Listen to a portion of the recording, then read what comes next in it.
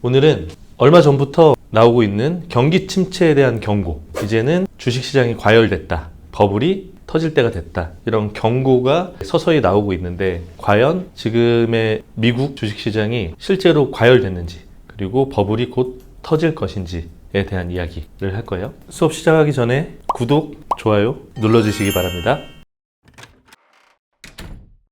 결론부터 이야기하자면 버블은 꺼질 수 있다. 하지만 지금 당장은 아니다. 조금 더 지나서, 시기가 어느 정도 지나서 터질 수 있다.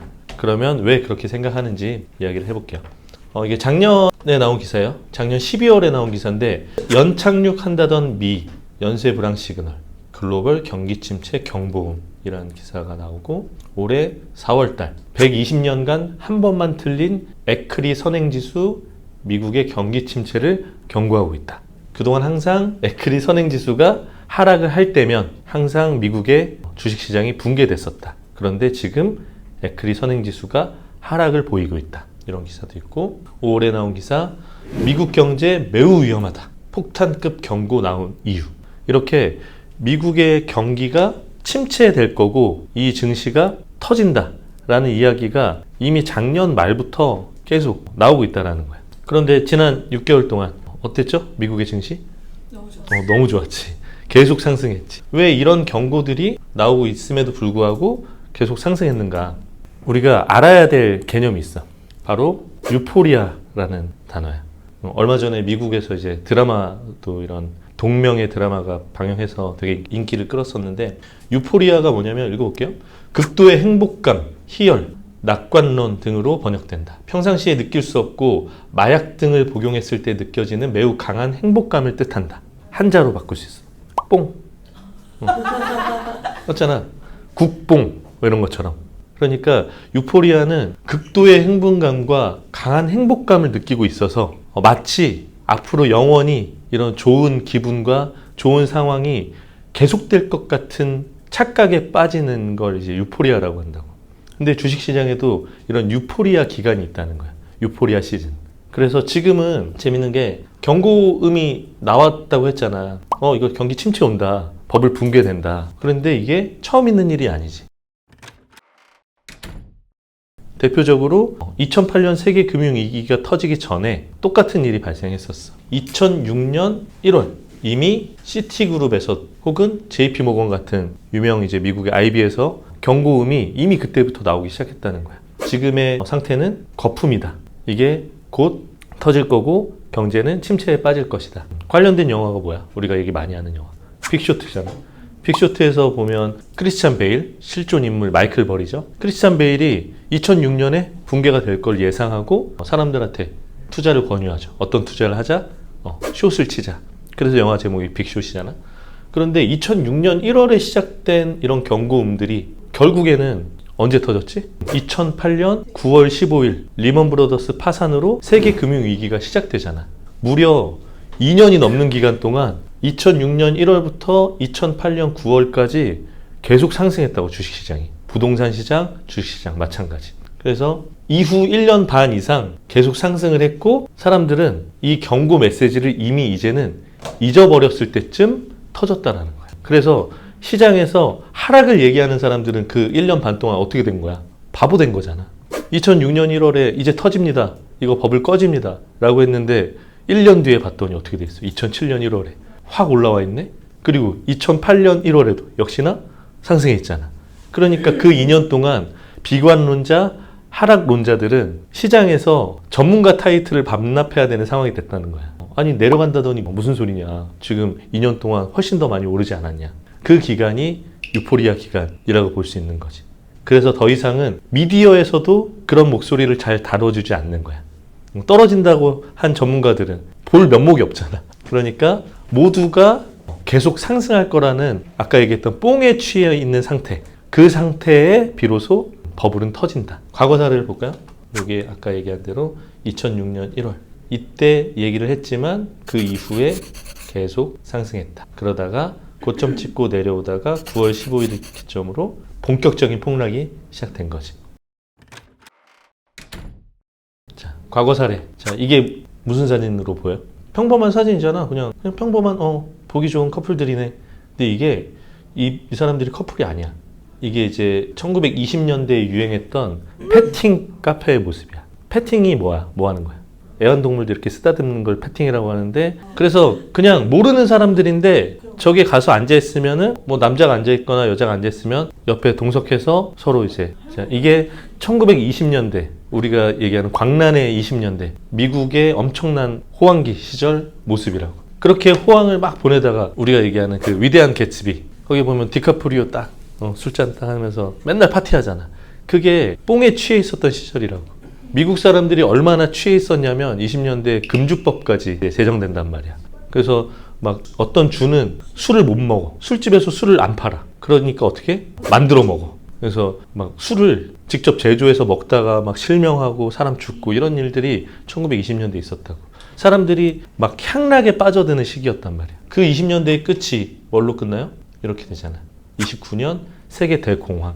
이게 뭐 하는 거냐면 여기 위에 써져 있는데, 공짜 커피와 도넛을 나눠주는 사람들, 실업자들, 실직자들에게 공짜 커피랑 도넛을 나눠주니까 그거 받으려고 줄 서 있는 사람들이야.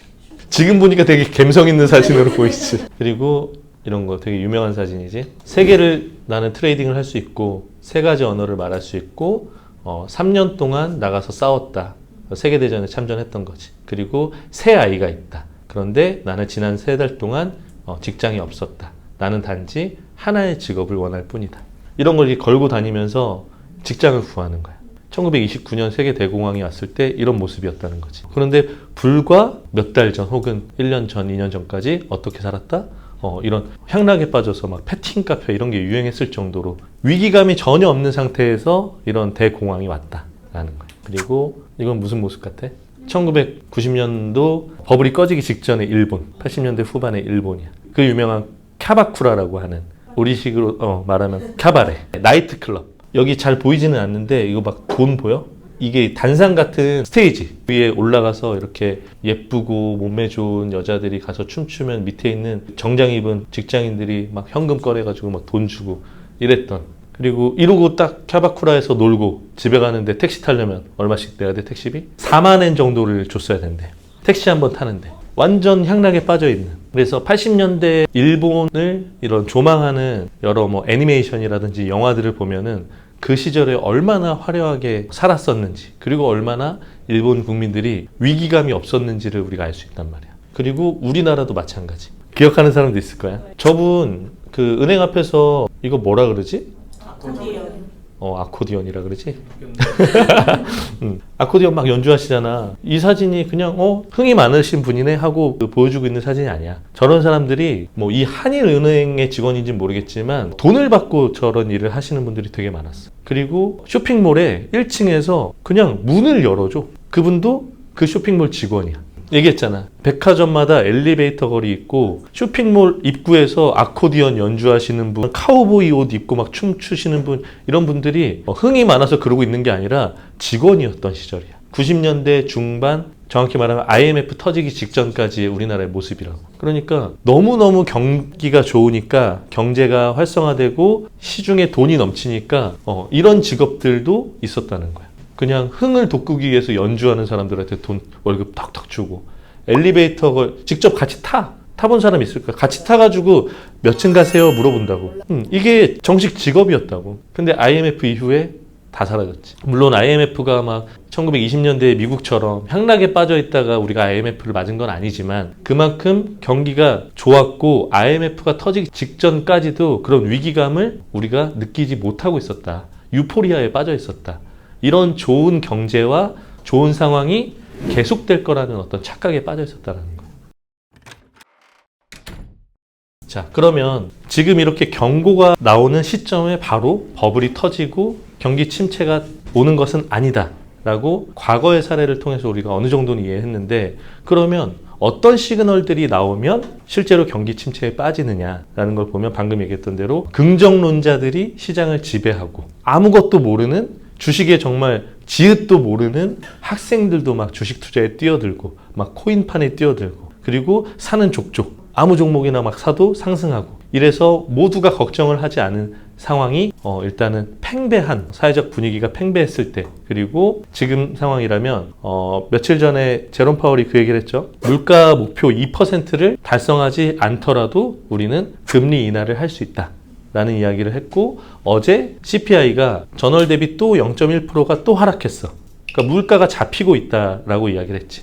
그러면 지금 이야기하는 이런 시그널들이 뭘 향하고 있냐면, 곧 금리 인하를 하겠구나 라고 생각하고 있다고. 그래서 9월 달에 금리 인하를 한다는 거에 대해서 지금 거의 90% 이제 예측을 하고 있어. 그럼 금리 인하가 시작되는데 또 필요한 하나의 시그널이 있지. 고용이 안 좋아야 돼. 고용이 좋지 않아야 자신 있게 금리 인하를 할 거라고. 그런데 지금 얼마 전에 발표된 이제 고용 지표들도 서서히 실업률이 올라가고 있다라는 시그널이 나왔고, 그래서 하나둘씩 그런 시그널들이 나오고 있는데, 또 하나 필요한 게 뭐였냐면, 그동안 M7을 중심으로 한 빅테크 위주로, 그래서 나스닥이 상승하고 S&P 500이 상승하는 장이 지난 몇 년간 계속 지속되어 왔잖아. 그러면 아직까지는 유포리아가 안 끝났어. 그러면 전 사회 혹은 전 주식시장이 상승하는 상황까지 가려면 이제 남아있는 건 뭐지? 더 올라갈 수 있는 여력이 남아있는 시장, 중소형주 시장인 거지. 그러니까 러셀 2000으로 대표되는 중소형주들이 올라가고 사상 최고치를 찍고, 마치 S&P 500과 나스닥처럼, 그래서 모두가 돈을 버는, 그러니까 큰 기업부터 작은 중소기업들까지 모두가 주식시장이 상승하고 투자에 뛰어든 모두가 수익을 보고 있을 때쯤 경기 침체는 터진다. 그래 왔다 그동안. 그런데 재밌는 건, 이 영상을 어제 준비했는데 오늘 아침에, 오늘 새벽에 러셀 2000이 급등을 해버렸어. 나스닥은 폭락을 했잖아. 테슬라가 8.5%가 빠지고 M7 종목들 대부분 빠졌는데, 반대로 러셀 2000, 그러니까 중소형주가 올라가는 순환매가 시작됐다는 거야. 그러니까 이게 시작됐다고 해서 바로 침체가 되는 게 아니라 무르익어야 된다. 그래서 개인적으로는 앞으로 최소 올해까지는 이제 상승장이 지속될 것 같고, 내년 하반기쯤이나 연말쯤에 이런 경기 침체 시그널이 본격적으로 시작되지 않을까. 물론 예측은 언제든 틀리게 마련이지만, 지금 당장 저런 경고 메시지가 떴다고 해서 이제 주식시장 끝났나 보다, 이제는 빠져나와야 되나 보다, 이렇게 생각할 필요는 없고, 일단은 대형주에서 중소형주로 옮겨가는 순환매 시즌이 시작됐다, 도입부에 있다 라고 보면 될 것 같아. 그렇다고 S&P 500과 나스닥은 계속해서 하락 방향으로 갈 거다? 이건 아니니까 당분간은 시장을 지켜보면서 그래도 상승은 보다 좀 더 지속될 거다 라는 생각으로 대응을 할 필요는 있다. 그래서 오늘은 과거에 어떤 과정을 거쳐서 버블이 붕괴됐었고, 그리고 그런 경기 침체에 대한 경고가 일어났을 때 얼마나 시간이 지나서 그게 터졌는지에 대해서 알아봤어요. 그래서 러셀 2000이 상승을 시작했다라는 거 주요하게 보면서 질문이 없다면 수업 끝.